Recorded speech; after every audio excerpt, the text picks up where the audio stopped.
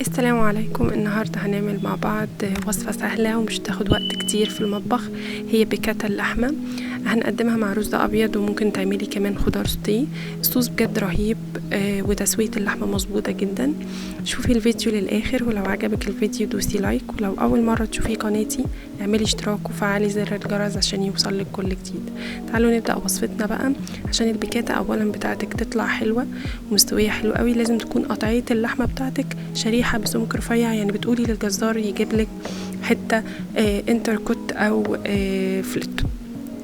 تمام. بحط بقى بتبل اللحمة بملح وفلفل وزعتر، وابدأ اقلب اللحمة كويس جدا. بكون بقى محضرة معايا طاسة سخنة جدا على النار، بحط فيها الزبدة، بسيح الزبدة بتاعتي وانزل بقطع اللحمة.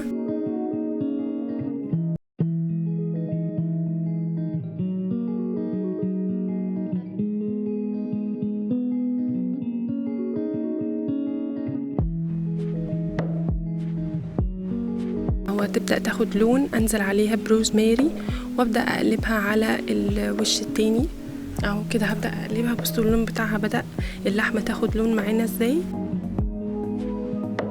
اهو، زي ما انتم شايفين كده اللون بتاعي. بصي انا ده اللون اللي انا عايزة اوصل له. تمام.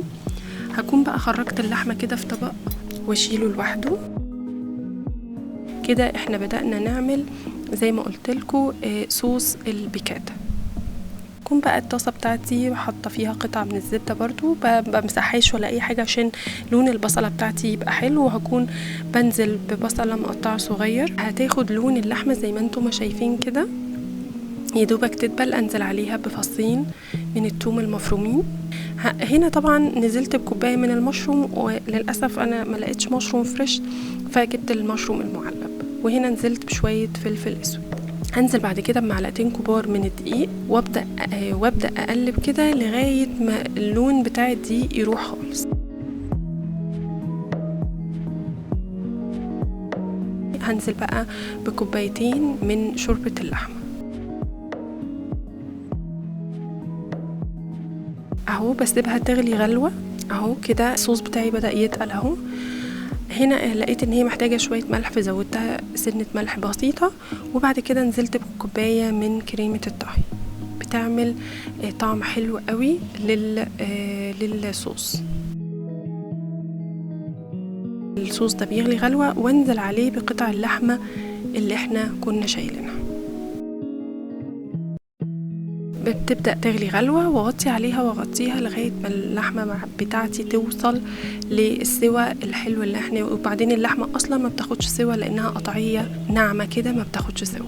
بعد بقى خلاص ما وصلت للدرجة اهو، الصوص بتاعي تقل واللحمة خلاص كده دخلت في السوى اهو. بصوا اللحمة بتتقطع بمنتهى السهولة، والصوص فعلا بتاعها طعمه تحفة وريحته جميلة. هكون بقى محضرة هنا الرز بتاعي وابدأ بقى اقدم اللحمة. ولو عايزة زي ما قلت لك تحطي خضار سوتيه براحتك خالص، ممكن تعمليه معاه بطاطس.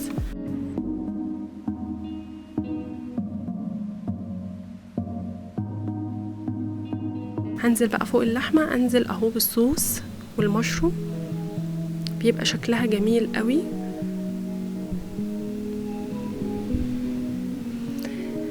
وبكده نكون عملنا احلى بيكاتا باحلى صوص ممكن تعمليه. وبكده اكون وصلت معاكم لنهاية الفيديو. ولو عجبك الفيديو دوسي لايك والاشتراك في القناة عشان يوصلك كل جديد. السلام عليكم ورحمة الله وبركاته.